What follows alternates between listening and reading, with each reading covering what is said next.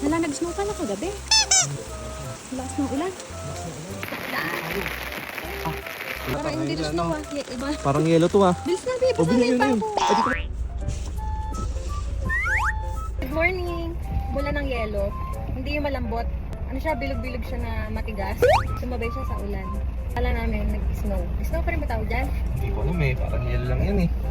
Ulan, ang lakas. May nakakitlat pa. Hindi ka siya maliit nito? Hindi ko alam. Ang mga hapon pa naman pag naulan. Sobrang bagal mag-drive talaga. Siyempre, delikado. Basa eh. Kaya nga. Masang-basa yung bag ko. Last day namin ng pasok ngayon. Hindi last day. Meron pa sa isang araw eh. Akala ko last day. Bukas, bakasyon lang. Bakasyon lang bukas. Bukas lalabas kami. Punta kami ng Tokyo. Excited na ako! Parang kala mo napakalayo. O, dyan lang yun eh. Wala lang, magagala lang kami. Doon na daw pati eh. May cherry blossom daw doon. Kasi dito sa amin, wala pang cherry blossom. Sa Tokyo daw meron na. Kaya titingnan natin kung totoo nga.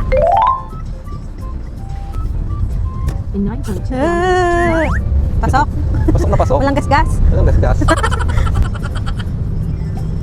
Wala, nag-snow. Bakit dito ang daming snow? Kain na kami. Malilate yata kami. Malilate ba tayo? Siguro, konti na lang to. Ang breakfast niya ngayon ay itong, ano tawag dito? Tinapay. Akin naman, Castella Sand. Yan lang sa'yo? Meron po. May chocolate po. Wow, grabe ka. Sarap niyan. Diyan. Daily brand. Daily Ba? bread. Daily brand pala. Isaiah 61, verses 1 through 3. Welcome to today's encouragement from Our Daily Bread. Karating din kami sa trabaho. Puting-puti dito. Buti Hindi na naman lang. kami na late. Wow, may mga pumasok pa rin. Nagulat din siguro sila pag bukas nila ng pinto. May snow eh. No?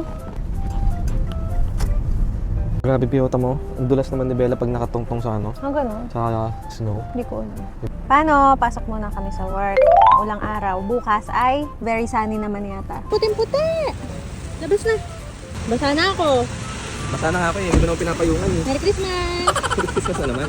Oh.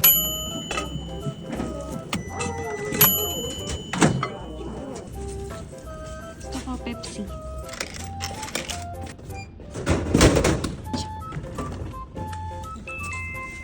Lakas ah. Kaya mo? 1, 2, 3, go!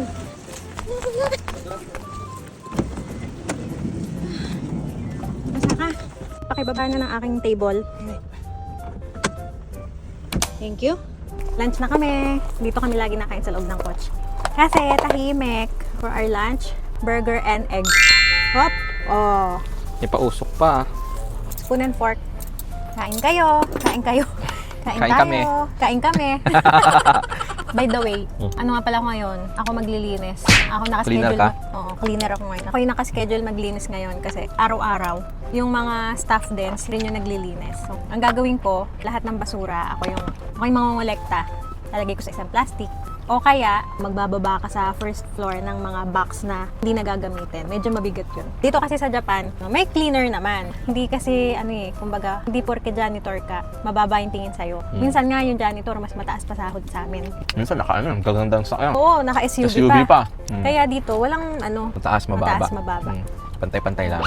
Which is okay din kasi, di ba? Di ka nagiging mayabang kasi ginagawa mo din yung mga trabaho na sa Pinas, ang tingin natin, mababa lang. Nagiging humble ka, di ba? Paano? Tara na muna. Tara na, Back tara to work na ulit. Mamaya ulit. Parang siyang tapioca. Sa mga gitna tayo. Break time. Break time ng 4 p.m.